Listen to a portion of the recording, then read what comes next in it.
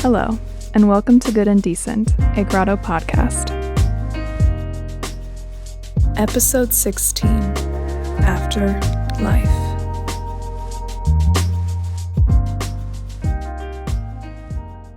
I first heard about Josh Comeau from my best friend many years ago. His brother had made a Kickstarter video to help raise money for Josh's cancer bills. Little did I know that years later, I'd be producing a video on him too, after he beat it.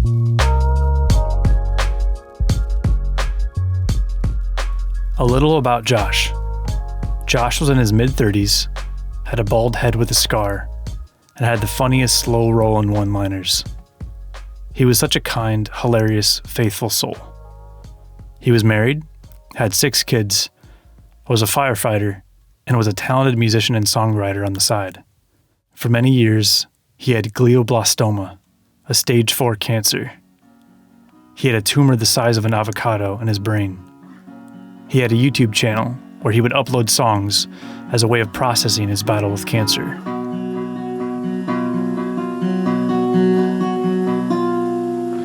Why do we have to die? A simple question.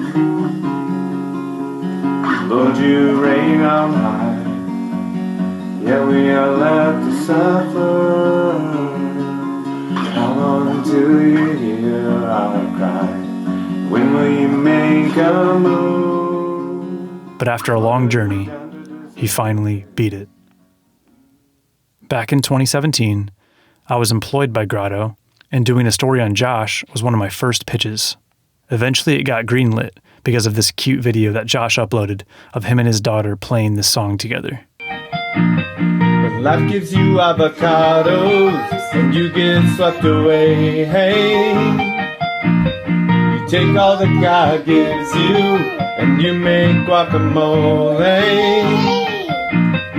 One day, I was driving in the fire truck, and I kind of got a little stuck. I couldn't figure out what was going on, but I knew something was wrong. I couldn't see left or right. My mind was nowhere in sight. I lost sight of you, didn't know what to do. Then all I could do was think of fruit. When life gives you avocados, and you get swept away, hey, you take all that God gives you, and you make guacamole. So I got to spend a day with Josh to shoot a mini doc on him and his music. I remember Josh showing me around the fire station and then heading back to his house to meet his family. I remember them all rushing to the door to welcome him home. Hey, beautiful. Hi, Comeau. Daddy's home. Mama, hi, Comeau. Hi, Daddy. Hey. Mama. Hi. Hi, Dad. Hey. How's your day? Great. It's great now. Hey. My house is in disarray. So, large families typically have this problem. It's called I can't pick up after myself disease. I remember walking downstairs into the basement, into his jam room. And this is my little studio that I'm gonna have to go get keys to unlock. Oh, that will protect it. Oh yeah. And this is my little house. Cool. This is where I come up with musical solutions to everyday problems.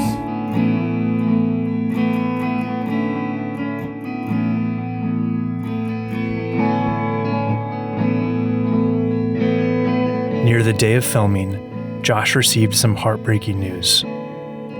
Despite beating the disease years ago, he learned he had been diagnosed with cancer again.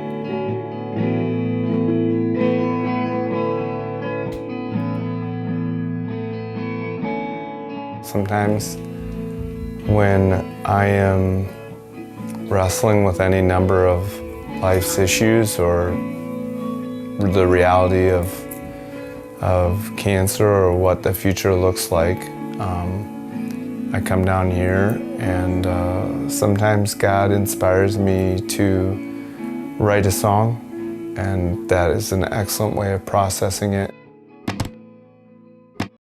I love to play on my looper and loop things all over, and I could be making it up. I don't know. I'm the one with the faulty brain, but it just seems like there's new tones that kind of collide with each other and just overlap, and sometimes I'll just get done with something and just sit in front of the amp and just kind of let that sound wash over me, and I don't know, it lifts my thoughts to higher places.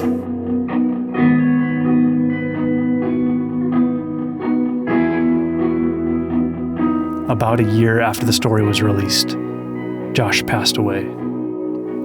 It's still hard for me to process. That was back in 2019. 4 years later, here in 2023, his wife Rosary remarried and had me film the wedding. It was so beautiful. I know Josh is looking down on us and is praying for us. I will never forget that day I spent with him, driving him from the fire station to his house, talking shop about Taylor guitars and tube amps, seeing how much his wife and kids adored him, watching him play his heart out on his guitar when he had every reason to not even pick it up. At some point, you have to pick up and move on. You have to find joy. You have to find joy in your life. You have to find joy in the fact that there's a purpose to this. We don't have to understand it. I gotta believe that there is some kind of purpose to suffering. Otherwise, looking at a cross, seeing a man crucified, died for me, makes no sense at all. But somehow it's the strongest expression of love. The key is to pick up our crosses and walk as joyful Christians. That's what he's looking for. About finding peace, so look to him and don't take it from me. Life gives you avocados, you get swept away. Hey, God gives you, and you make guacamole. Hey, hey, hey, mic drop, accidentally, not intentionally, not looking to clown. I came to get down as the king of clowns, so I could win the crown of crowns. Life gives you avocados, and you get swept away. Hey, you take all that God gives you, and you make guacamole. Hey, hey, hey, hey.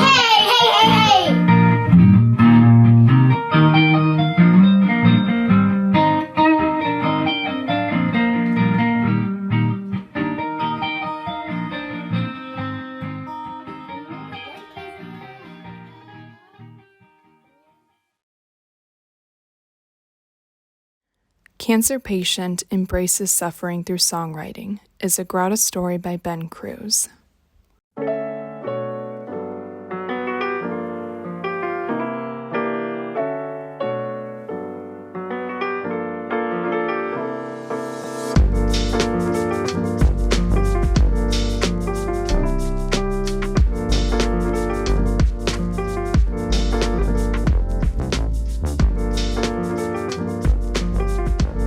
Happy potty. Thank you. Potty on. Can we start it with that?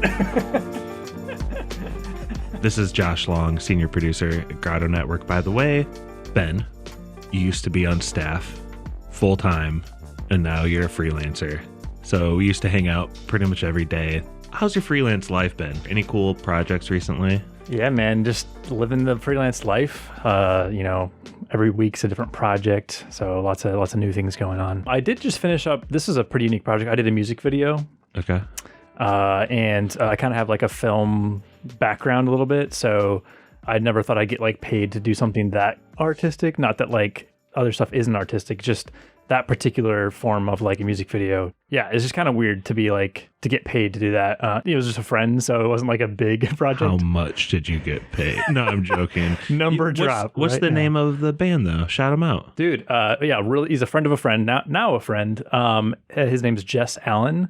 Okay. And he has not launched his Spotify, which I told him, I was like, dude, you need to do this. So he's still in the works of being out there. So you can't find the music, but you can you can watch the music video. So should listeners tune in for the music or for the video made by you? The music, for sure. Okay. It honestly, super catchy song. Yeah, check them out. Do you want to rewind all the way back to 2017, I guess? Let's do it. The listener just heard Josh Comeau's story. And honestly, I just listened to it just a few minutes before we popped in here. It made me remember a lot of things from that time. I really felt like something rubbed off on you the next like 3 to 10 days kind of after being on the shoot with Josh. It was almost like an elevated perspective, and maybe you still have that in a way. Yeah. I just saw it affect you there for about a week, I would say. Yeah, definitely. Yeah, that's kind of like the weird duality with the piece and just getting to know Josh, is that it was a heavy story. I was meant to do a story on Josh, who had, survived and had beaten cancer, but then, goes into a remission again, like, basically during the filming process. I wasn't aware of the heaviness that first week of it. I just knew that, like, okay, there was this news that he had gotten cancer again. So that was like in the back of my mind, but really it was like, he's such a joyful person. He's a talented musician. I really formed a new friend in this short amount of time with him. So I think, it was cool to dive into his story. It was great to get to meet him. And of course I was reflecting on like his situation. But it definitely took, I think, some time, and especially once we found out of his passing, obviously that was where it was really heavy. That was probably when, not to skip ahead too much, but when that happened, that was like 6 months to a year, I forget how long after we filmed it. That was when I was, that kind of messed me up, man, for sure.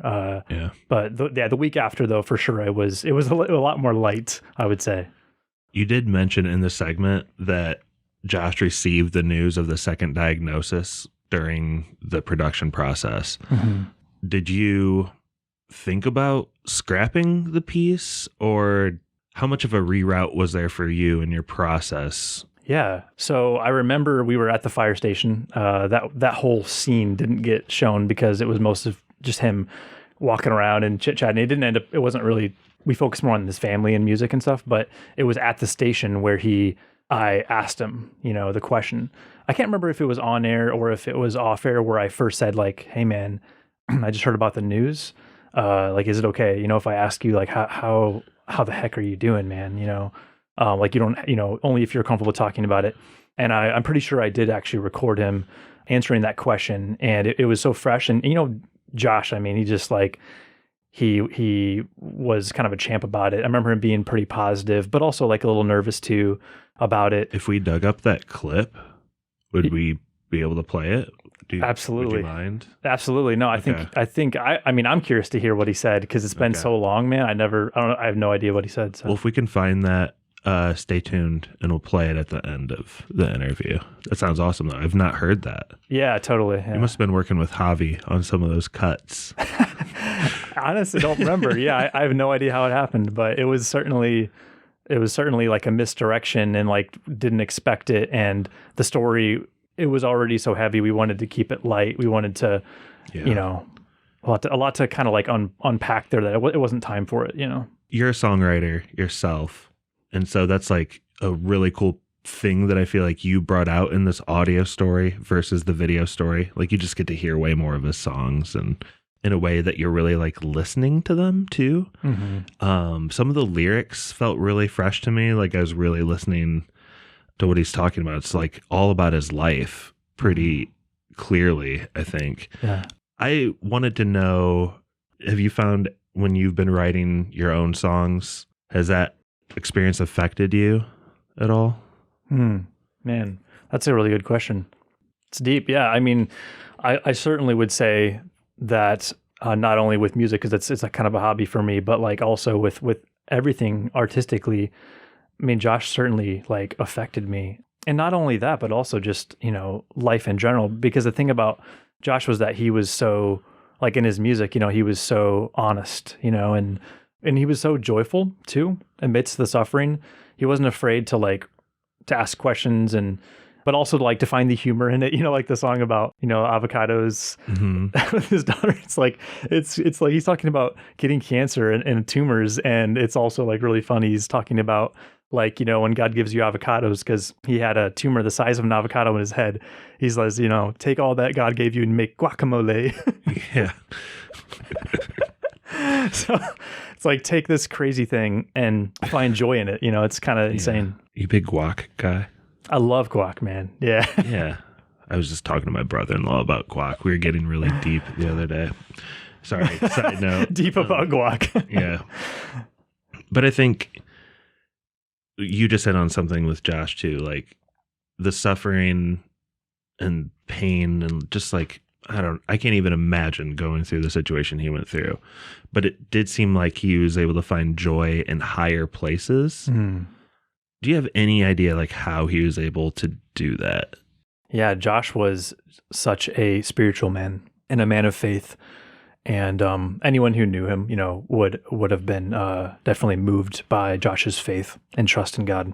It impacted everything he did. I remember asking him, that question, like in his basement, in his little studio, like, how are you able to stare at this darkness, this void of cancer? How the heck are you able to look that in the face and to be able to not be overwhelmed by that darkness and that reality that any day could be the end, amidst like all these kids and your wife, like, how are you able to do that, man? And, he answers it, in the piece, but he touches on, he says, I have to believe, I have to have faith. There has to be a point to this suffering. Otherwise, a man on the cross died for me out of love. Makes no sense at all. And so he talks about this, like that suffering can be redemptive, that there could be a purpose to the suffering, even if it doesn't make any sense at all, And so Josh just like, he just like held on to his faith. There was a quick story that I'll share too, is I remember Josh telling me that when he was in the hospital for one of his, surgeries, chemo, he had on his arms, he had like Sharpie. He had written, I think it was like Bible verses or something like this. And I also heard a story that he was exercising like an insane amount, because I guess exercising and sweating and all this can really help you throughout the chemo process. But I heard stories about how he would be just like working out in his chair, playing, or in his, like, he had like a wheelchair for a while and he was like working out and stuff. So he was just like so driven by faith and so driven to just, every day push further through it. So yeah, man, no, the dude's inspiration for sure. And I think it's one thing to watch the video. The reason we kind of brought you into the studio, and I think what you can glean and tell the truth about, is we didn't just edit like the best 3 minutes of his attitude and put it there on top for everyone to see. And that's what I think struck me so much about your testimony of Josh, is like, truly was that way, even in the cracks of spending a whole day with him, where you're not always on record with the camera, Right. I just thought that was really cool how the sincerity of it truly like affected you. I said at the end of the piece, like, one of my really good memories with Josh was that, when we were like driving to his house, and, you talking about like trying to be honest, like during the filming process and trying to capture things, like, I didn't even know the guy. I only knew of him through my friend who's actually related to him. But we were, we're just driving and he's just like chatting with me, talking about guitar amps and Taylor guitars and stuff. And we're just like, chilling out, broing it up. And he was just like so like genuine guy, and, welcomed me into his home, and we had like a meal together too. And yeah, his faith, his passion for music. Yeah, it was like one day, that I spent with him. It wasn't like multiple days. It was, and it was actually, he was on a time schedule. So it was like 3 or 4 hours. It was like a super short condensed shoot. But yeah, like it did not take long at all for me to like walk away from that story to be like I really knew the guy I really didn't, like, in the scheme of things, but felt like it. Sometimes we editors feel that way, because then you spent a few weeks, if not more, in the footage, different drafts, figuring out how to tell the story. Yeah. Sometimes we do really get to know the story subjects in an almost weird way. And it's only weird because it's so one-sided, because I only saw you for a few hours, and then you took that 3 hours and blew it up over the course of weeks. But yeah, I really admired you for stepping into that work then and now when you updated it into an audio story for us. It's really powerful stuff for the Grotto Network. We're covering basically death this month in our edition. This edition's name is The Afterlife. Or I think it's just Afterlife. But I don't know, before we sign off here, do you just... anything from Josh, or just how has your understanding of death kind of evolved through the story, and maybe kind of where you're at now? I know that's deep, but feel free to answer as much or as little as you'd like. And We have editors too. So no sweat. Yeah, I definitely have, now that I, am processing this, I think, and especially kind of coming back to this story, now that I'm thinking on it, it definitely is making me more in touch with death and suffering. So my wife and I, we got married a couple years ago, and last year we had a miscarriage, and then just this past month we had a second miscarriage, and sucks, right? It's terrible. Yeah, thanks, man. Sorry.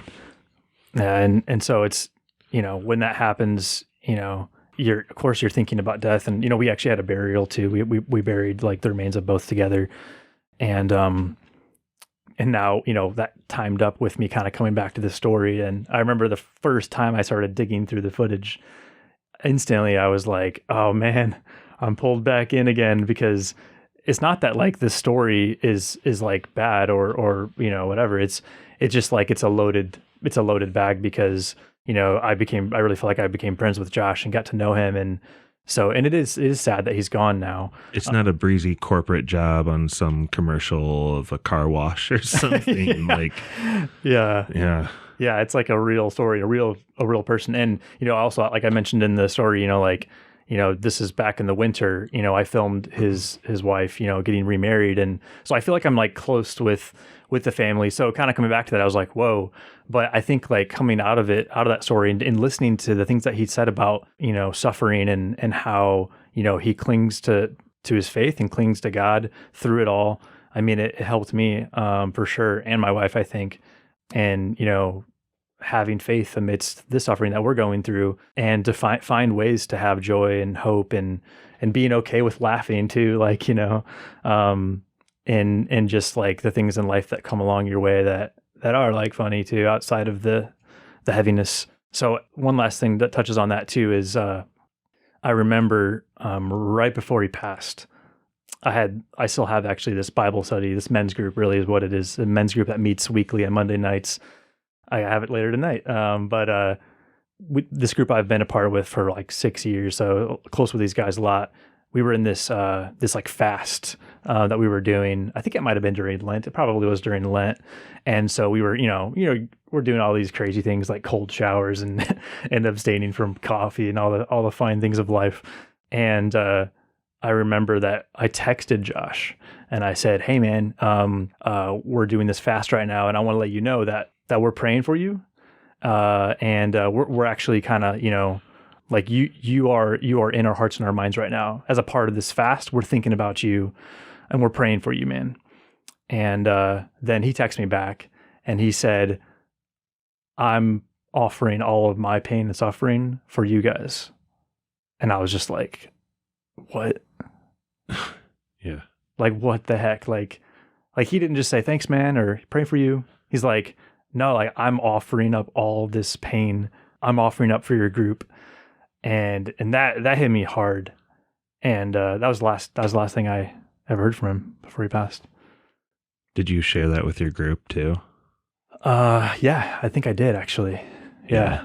If nothing else, some dang good motivation if you're thinking about giving into one of the things you're supposed to be fasting from. Yeah. It's like for me, Teresa's mom passed away in November, and that was tough. And like she's a person of faith, and she's also so close to our kids, her grandkids. And just last week, Adrian, my youngest daughter, she's 5. She just like came out to where I was at in the kitchen and told me that she was making a picture with squares in it, and all the squares had something in it that reminded her of her Gila. That's what they called her. I was like, oh my gosh. And I like maybe shed a few tears like a couple times that day, because like she said that, and I got definite misty eyed just like thinking about that as she like left the room. And then later, like actually finding the drawing and then kind of going with her through it all, and her like telling me what all the things were. It was really beautiful in a way to like see Kathy remembered in that way. And I hope similarly through the Grotto video on Josh and like the beautiful audio story you threw together that we all listened to, and then this conversation. Like, this is just one way Josh's legacy can live on. It's an honor to be able to like share his story more with people. He was such a beautiful soul, and yeah, to be able to like share that more with people is a huge honor. So I really appreciate that.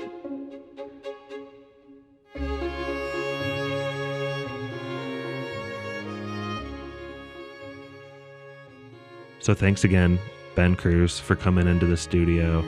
In 2 weeks, the podcast feed will be active again with another episode of Don't Say Adulting. Good and Decent will be back soon enough. See y'all later. Grotto Network is Javi Zubi Zaretta, Director, Josh Long, Senior Producer, Jesse McCartney, Senior Content Editor, Becky Rogers, Art Director, Mike Rossetti, Senior Manager for Community Engagement, Adrian Garaldi, Social Media Manager, Michaela Douglas, Web Content Strategist, Kevin DeClute, Video Producer, Jane O'Connor, Associate Video Producer. Okay, so backing up again. Yeah. So 3 months ago, I was told that there was a new spot, and that it could be a number of things. Could be dead brain tissue from the original radiation that I received. Could be round number 2 with my foe, GBM. Or it could be something called pseudo-progression, which is, in effect, radiation necrosis. So for 3 months, I've kind of been in a holding pattern where let's get an MRI, let's see if it's grown, get an MRI, okay, it's grown just a little bit, but it doesn't have the characteristics of a tumor. Get another MRI, okay, it's starting to get a little bit of some slight characteristics to a tumor.